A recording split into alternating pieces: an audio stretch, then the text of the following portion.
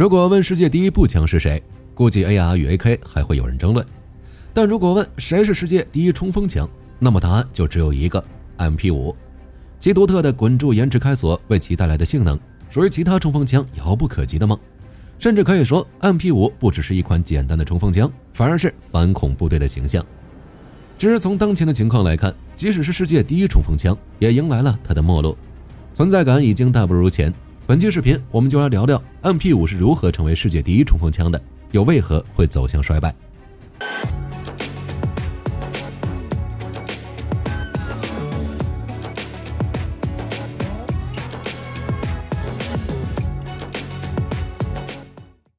相比较后期的荣耀，早期的 MP5 并非HK公司的主推产品，在10几年的时间里都是默默无闻的状态，名气甚至不如乌兹。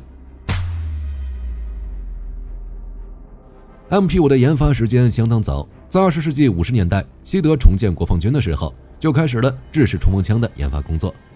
当时有很多枪械企业都参与了该项目，其中包括 HK 公司。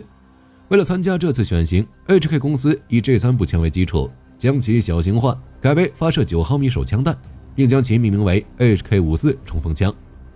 只是重建后的西德国防军缺的是步枪，所以 HK 公司的重点不是 MP5， 而是 G3。一直到1965年 ，HK 公司才公开 HK54， 并向西德国防军、边防警察和各州警察推广。1966年，西德边防警察正式采购 HK45 作为制式冲锋枪，并命名为 MP5。同年，瑞士警察也装备了 MP5， 成为第一个海外用户。只是西德国防军没有装备 MP5， 其制式冲锋枪依旧是以色列的乌兹。因为价格较贵的缘故，西德各州警察部门装备的 MP5 也不多，大多是自由枪击原理、开膛待击的瓦尔特 MPL、MPK 冲锋枪。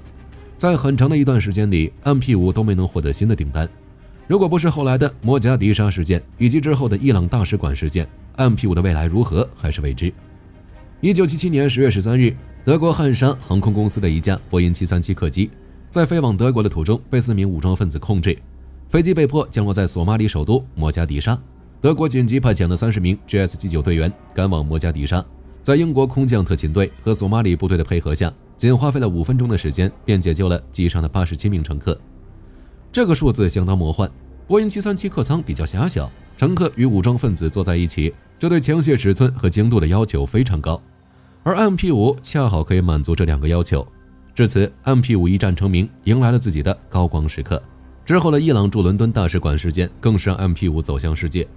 1980年4月，6名武装分子进入伦敦的伊朗大使馆，英国特勤空勤团在11分钟内就解决了战斗。在这次行动中 ，SAS 队员手持 MP5 冲锋枪发动突袭的场景被新闻记者公布于众。之后 ，MP5 彻底火了。在 UMP45 的那期视频里，火力军就已经说了 ，HK 公司很鸡贼，营销十分出色，自然不会放过这个机会。于是将 MP5 包装成反恐单位的标志。事实证明，这个营销策略很好。美国与很多欧洲国家的特战单位和警察都开始采购 MP5。就结局来看 ，MP5 成功在近100个国家服役，成为冲锋枪领域的王牌。当然 ，MP5 冲锋枪的成功，除了 HK 公司的营销之外，其本身的性能也十分出色。与其他自由枪击原理的冲锋枪相比 ，MP5 的结构相当特殊，半自由枪击原理，滚柱延迟开锁。传统的冲锋枪都是自由枪击原理，结构很简单，枪机后面没有刚性闭锁机构，只有一个附近簧。仅依靠附近簧的弹力与枪机的惯性实现连续开枪，也就是说，枪弹在击发之后，火药燃气推动弹头向前，并把弹壳向后顶。等到火药燃气压力顶着枪机开始抽壳时，弹头已经飞出枪口，膛压下降到安全范围，完成抽壳。抛壳之后，附近簧再推动枪机附近，并让第2枚子弹上膛。与导气式自动原理相比，这种自动原理结构简单，不需要导气管、可后座的枪管、开闭锁斜面、传动键等机构。但是这种结构存在一定的缺陷，比如精度不行，枪机的重心在击发时会发生很大的变化，枪口跳动的幅度很大，并且采用自由枪击式的冲锋枪只能发射膛压较低的手枪弹。如果发射的是膛压较大的步枪弹，弹头可能还没飞出枪口，枪机就会因大膛压向后推，将弹壳抽出枪膛。这个时候的膛压还很高，会将弹壳炸裂，也就是炸壳事故。对于自由枪击式的枪械而言，想要解决这个问题，只能增加附近簧强度或者增加枪机的重量。原因也很简单，既然膛压太大，那就增加枪机后座的阻力。只是机枪质量与子弹口径的关系曲线相当恐怖，口径稍微变化一点，枪机质量就会变得很大，附近簧也会很硬，人力无法为其上膛。二战时期的20毫米恶力孔防空炮就是自由枪机式，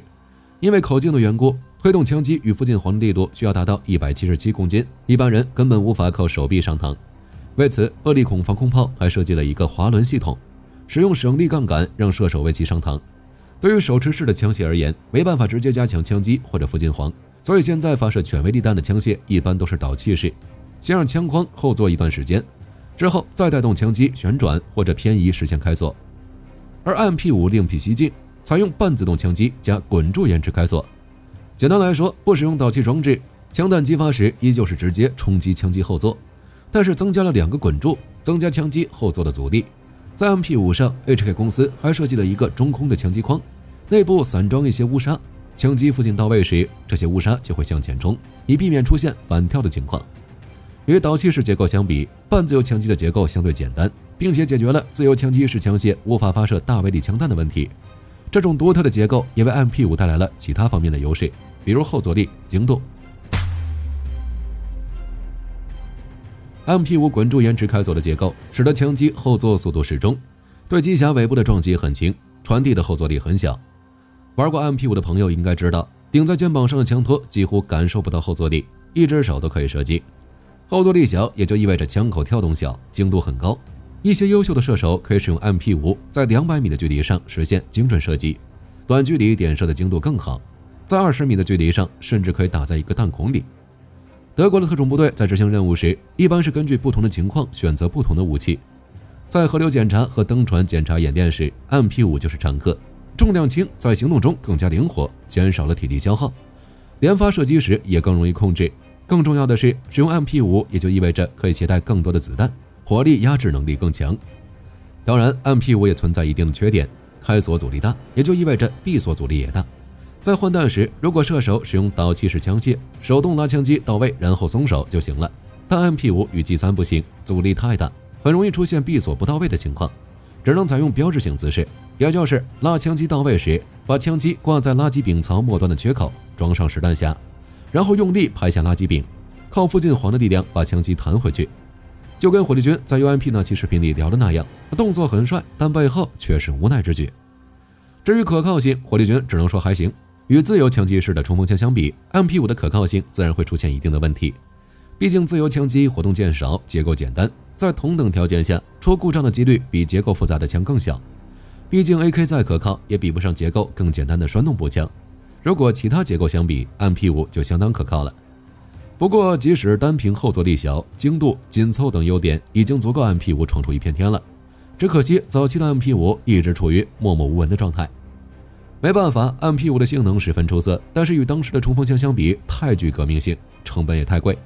所以在推出后很长一段时间里，除了德瑞两国正式采用以外，就没有获得太多订单。直到1977年的摩加迪沙事件以及1980年的伊朗大使馆事件，为 MP5 提供了很好的免费宣传。至此 ，MP5 迎来了自己的时代，成为冲锋枪领域的王牌，并逐渐发展成一个家族。MP5 标准型主要是 A1 到 A5，A1 版的产量很少，真正开始量产的型号是 MP5A2 与 MP5A3，结构相同，9毫米口径，30毫米弹匣，主要区别就是 A2 是固定枪托，而 A3 属于伸缩枪托。最初的 A2、A3 也有直行弹匣，只是警察部门常用的空间弹弹头不够圆润，在直弹匣中会出现进弹困难的问题，于是从1977年开始便改为了弧形弹匣。等到20世纪80年代，步枪开始流行3发点射功能。作为营销界老手 ，HK 公司自然不会放过这个机会，顺势推出了3发点射的 A4、A5。二者与 A2、A3 之间的区别一样 ，A4 为固定枪托 ，A5 为伸缩。HK 公司的产品零部件通用性非常好 ，A4 与 A5 采用的三角形塑料护木也可以用在 A2、A3 上。现在老的金属护木已经很少见了。后续升级中 ，HK 公司的花活越来越多，比如 MP5K 一款微型冲锋枪。大幅度缩短枪管，取消枪托，在护木下方还增加了一个垂直前握把，可以双手持枪扫射。携带时可以装进一个专有枪套，藏在大衣外套里。MP5K 还有一种特殊的改进型号——公文包枪，专门为特工设计的。全枪装在一个公文包里，枪管从公文包一侧伸出来，扳机则装在提把上，扣压扳机就能射击。只是 MP5K 太过极端，市场并不大。而在20世纪80年代，随着自卫单兵武器的兴起， HK 公司又在 MP5K 的基础上进行改进，推出了 MP5PDW， 适当加长枪管，加装折叠枪托，外销情况还不错。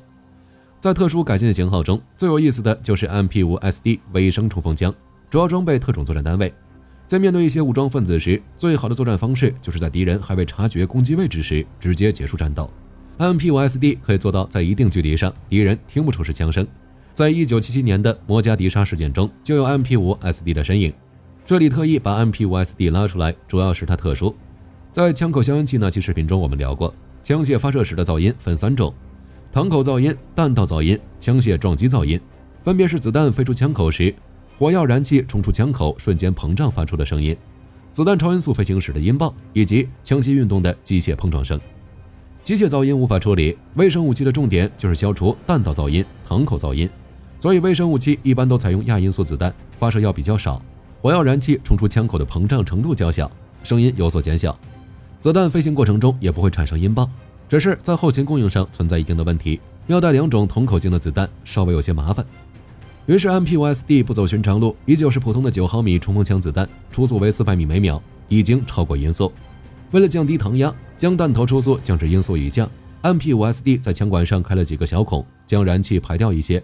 这些排出的燃气会进入消音器筒的后腔，在后腔内膨胀减压。9毫米子弹的初速仅比音速略高，稍微排点燃气就能满足微声枪械的需求。此外，为了迎合美国这边大口径的需求， HK 公司还推出了 MP50、MP540， 不过现在已经停产，要给 UMP 系列让路。而且 MP5 的最新改进型则是 MP5MLI， 以3发点射的 MP5A 为基础，升级为3面导轨式护幕，机甲顶部加装战术导轨，可以加装各种附件，比如光电瞄准仪、战术灯、激光指示器等，其他的则跟老款没什么区别。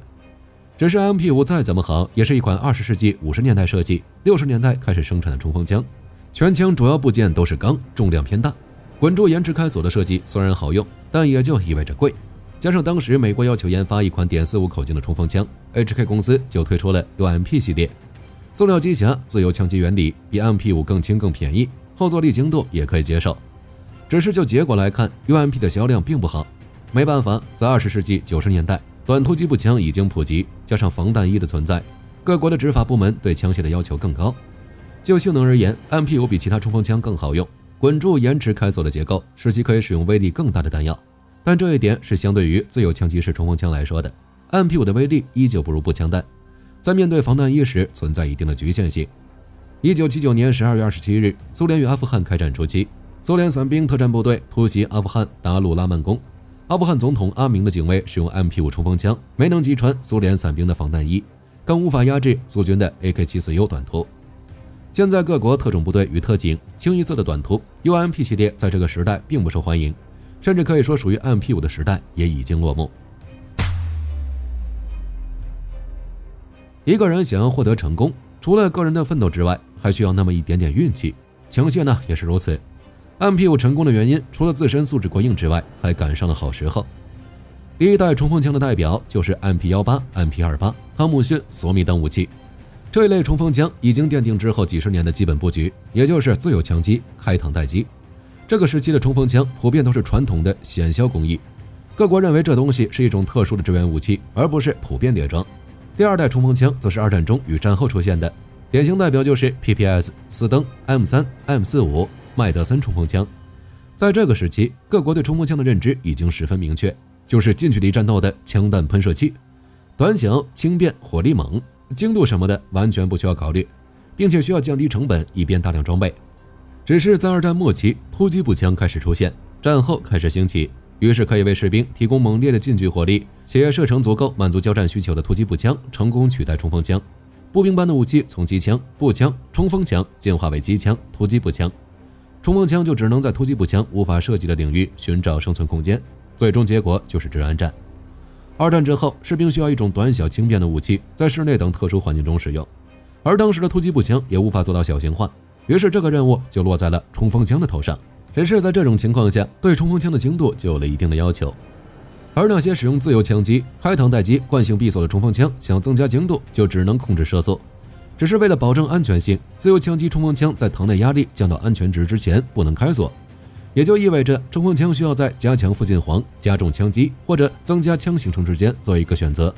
只是就跟上面说的那样，在射击时，一个在枪械中来回窜动的重金属会严重影响射击精度，增加枪击行程又无法缩小枪击长度，根本无法满足指南战的需求。而 MP5 不一样，采用滚柱延迟开锁结构，枪击的重量非常轻，不需要通过加重枪击或者附近簧来保证安全，射击精度显著提高，即使在复杂环境中也不需要担心误伤别人。1977年摩加迪沙机场事件以及之后的大使馆事件让 MP5 一炮而红，并且在这个时期只有 MP5 一款枪械可以达到这种效果。也就是说，想要一种短小轻便并且射击精度较好的武器，只有 MP5 这一个选择，相当于垄断市场，兴起也很正常。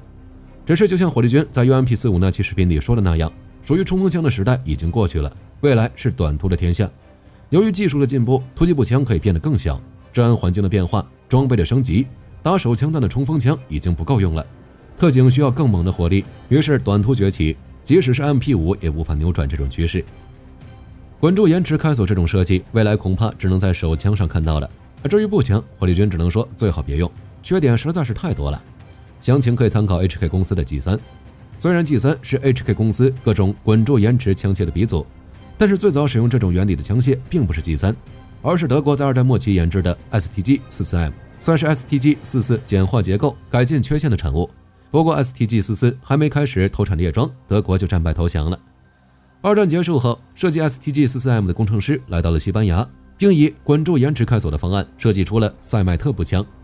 并使用 7.62 乘51毫米步枪弹。这是2战末期的 STG-44M 主要以中间威力步枪弹为标准设计的，现在改为全威力弹就会造成后座速度提高，甚至出现断壳、炸壳等故障。没办法，只能加强枪械结构，重新设计滚柱，最终的结果就是塞麦特 C 步枪。这款枪就是 G3 的原型。所以一定程度上来说，使用滚柱延迟开锁的步枪最好别使用全威力步枪弹，枪击顶不住，后坐力太大，不如导气式原理平稳。就比如 G3， 后坐力比同时期的 M14 和 FAL 都大，加上枪击重、附近速度高的问题， G3 枪击附近到位后很容易出现反跳的情况，不得不设计枪击反跳锁。所以突击步枪还是老老实实的使用导气式，滚柱延迟开锁不适合它。总的来说，就目前的情况来看， MP5 与滚柱延迟开锁已经走向落幕。不过在枪械历史上， MP5 以独特的设计还是能占有一席之地的。好了，这期视频到这儿就结束了。各位觉得 MP5 还有重新崛起的机会吗？可以在视频下方留言，大家一起讨论。我是火力军，下期见。